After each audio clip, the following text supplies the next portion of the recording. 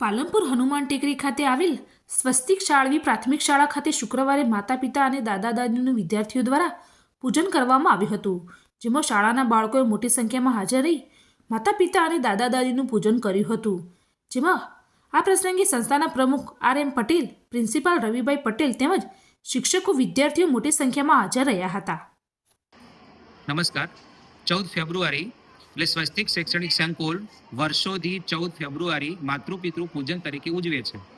આ વર્ષે સ્વસ્તિક શૈક્ષણિક સંકુલની અંદર કંઈક અલગ રીતે માતૃપિતૃ પૂજનનો કાર્યક્રમ કરવામાં આવ્યો, જેમાં બાળકો દ્વારા 3 પેઢી એટલે કે બાળક, એના મમ્મી પપ્પા અને દાદા દાદી, આ મમ્મી પપ્પા અને દાદા દાદીનો જે સ્નેહ વધે એ કોન્સેપ્ટની સાથે અમે આ વર્ષે સ્વસ્તિક શૈક્ષણિક સંકુલમાં માતૃપિતૃ કાર્યક્રમ ઉજવીએ છીએ.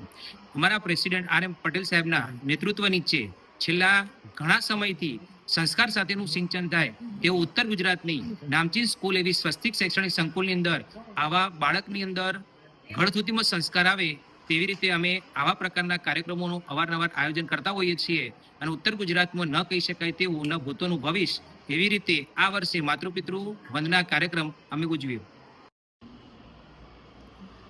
माँ की जली हुई रोटियों पर बहुत शोर मचाया तुमने, माँ की जली हुई रोटियों पर बहुत शोर मचाया तुमने, कुछ शब्द माँ की जली हुई उंगलियों के ऊपर भी बोल देते.